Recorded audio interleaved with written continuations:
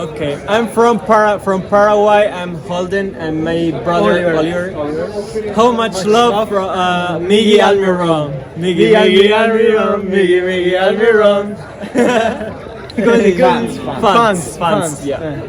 It's so cool, so beautiful fans. And how do people receive Miggy playing for Newcastle? Can you repeat, please? How Paraguay, think about. come stavano al Miggy al Paraguay? La gente ma parlano Come tanto parla di del Paraguay di lui. Almirón? So much. For Paraguay, Miguel Almiron is the good. It's a good, you know. In Paraguay, are people talking about Newcastle United now? Yeah, so much. Yeah, Newcastle in Paraguay in this moment it's a big team for Paraguay, you know. Well, hello everybody and welcome to Geordieland 1892. I've been watching the match tonight in the Shamrock pub here in Rome with my other half of the channel, Wagwan, boy. You know what I mean? Mr. Shaw. And if you've watched the channel, obviously you will know he does the Celtic side of the channel. Does a bit of Arsenal now and again, but he is an Arsenal supporter in England. Yeah. And I do Ange Postecoglou at the moment, yeah? And he does. Ex-Celtic manager. Yeah. So anyway, welcome to Geordieland 1892. It's absolutely been a fantastic result for Newcastle, but defended doggedly, was a bit cagey. At times, a team that were not beaten until tonight.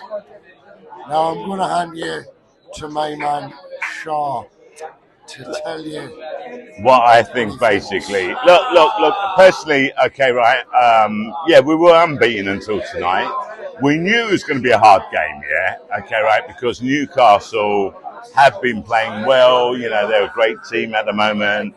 They've got a lot of backing behind them. Eddie Howe isn't doing too bad, to be totally honest. I think you're about 13th in the league or something, so it's not that great, yeah? 6. Is it 6? Okay, right. I don't follow them, so I don't know. Okay, so you're 6th in the league, okay, right?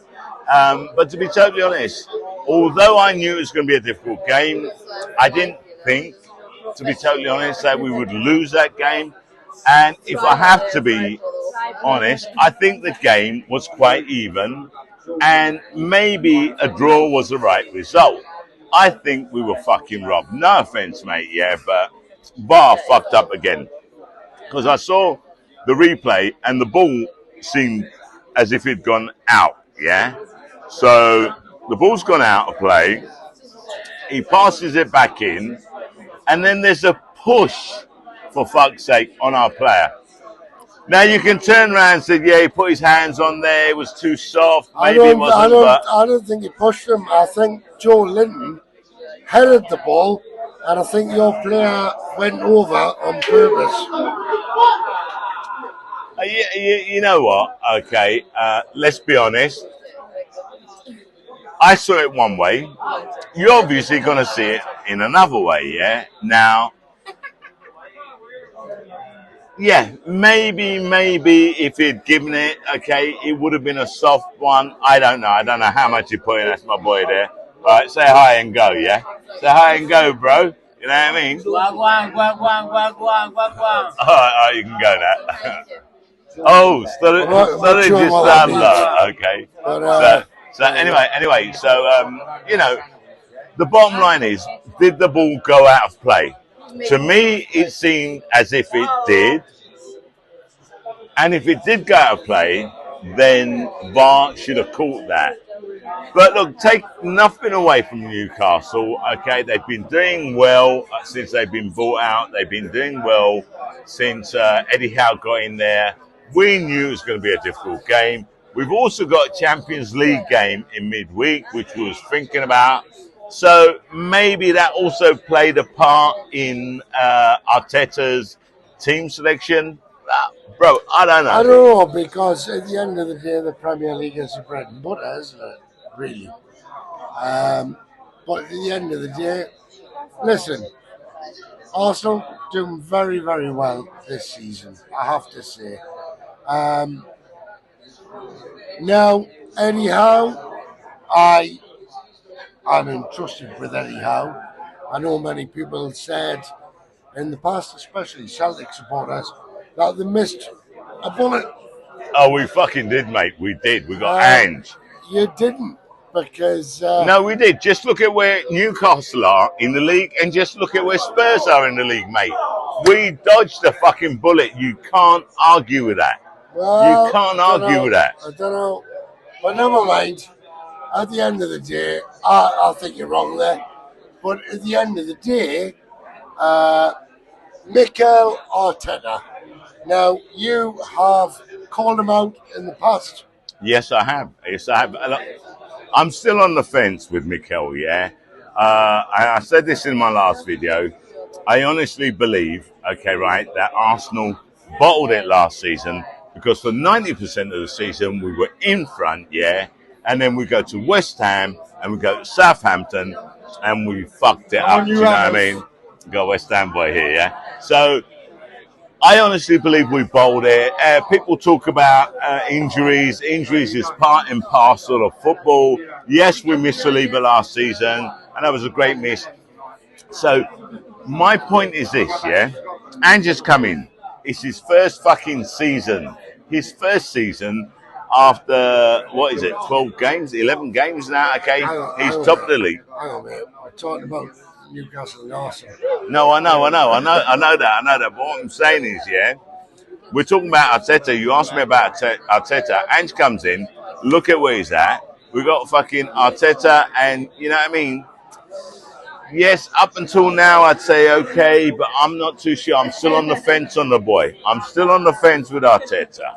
Are you disappointed with Arsenal tonight?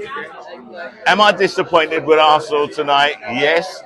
I don't think we showed enough. I don't think we created enough chances. I don't think we were dangerous enough. But to be totally honest, okay, let's not take anything away from Newcastle. Their defence was solid. Okay, they've obviously come out with a plan. But again, that plan was to nullify us. I believe the game was basically nullified by both teams, to be totally honest. It was cat and mouse, wasn't it? It was cloak and dagger. And it was very feisty. There were some, some incendiary incidents, yeah? Okay. Me and him didn't get feisty, but no, the game was. And I think there's no love lost between some of them players. And the amount of yellow cards that were shown, man, was incredible, wasn't it? I'm not surprised, to be totally honest, yeah. But, all right, I mean, me and him had a discussion about the VAR situation. I think we were fucking wrong. Plain and simple, yeah. Well, I ended up going for a pee. And I came out, and the VAR decision was going on. And he reckons the ball went out at one point. But I don't think there was a push on the defender. All right, look, that you can debate that. Look, the bottom line is, I don't think Arsenal played well enough to deserve a win. Okay, if I have to be honest. But I do believe, okay, a draw would have been a great result. Maybe the correct result, to be totally honest. I think you're right. I think a draw would have been the correct result, the way the game played out. I think both teams tried very, very hard to break each other down. And they really couldn't, could they? No, both defences were solid. So, well, you know, it's Arsenal's first loss of the season, but that doesn't mean that Arsenal are going to suffer throughout the season. No, no, it's too early in the season. Okay, we're 5 points now behind Spurs. Yeah. Well, no, we're still two. No, we're 5 points behind Spurs now, are we? Or is it two? Because we were 2 points behind. 2 points. No, we're still 2 points. If Spurs win, then we'll be 5 points If behind. Spurs win on Sorry about that. A little bit of this, a little bit Monday. too much of this, yeah? Yeah. So if they win on Monday, we'll be 5 points behind them. But you know what? It's still too fucking early in the season. So, completely. yeah. 10 games in. No, it's now 11 games in. Okay, we're 11 games in now, yeah. Man City won, so Man City are 3 points ahead of Arsenal because they were both on 24 points. And if Tottenham win, they'll be 5 points ahead. So look, Tottenham playing Monday. We'll see how it goes. All I have to say to Newcastle supporters, enough respect to the Newcastle players and enough respect to the Newcastle supporters, because you supported your team through thick and thin, through the bad times, okay? And finally, you're playing some fucking decent football. And you know what? You nullified Arsenal, okay, right? You didn't really give us any chances. Did we play shit? Were you lot really good? You can look at it one way or the other. But I still think Arsenal are going to be up there at the end of the season. Definitely Champions League. Oh, definitely. I have no doubts about that. Okay, right. I mean, we've lost one game. Like I said before, it's still early. Okay, there's 5, 6 teams in the mix at the moment. Okay, we've got a long way to go. I think after the Christmas period, that is when we'll understand who the main challengers are exactly. I mean, what worries me about Newcastle at the minute, we seem to be losing players left, right, and centre. Personally, I think with your injuries, my question to you, okay, as a Newcastle fan, is what are you going to do in the transfer window in January? Because it's all about depth, okay? It's all about the players you have to come on and replace the injured players, okay? Or to basically come on as substitutes. So it's all going to depend on the January transfer window, because if you don't have depth, then you're not going to last the course, mate. Well, the thing is, I mean, obviously we've got Geordieland back, who's playing fantastically. He's a bit feisty tonight. He got a bit emotional, didn't he? But I love that in a player. Sean Longstaff, brilliant. Geordieland. But we're going to have to replace Sandro Tonali. Yeah. Let's not talk about that. That's completely another story, okay? Completely. Yeah, I mean, with Newcastle asking for damages. But anyway, look, I thought it was a decent performance by Newcastle. Okay.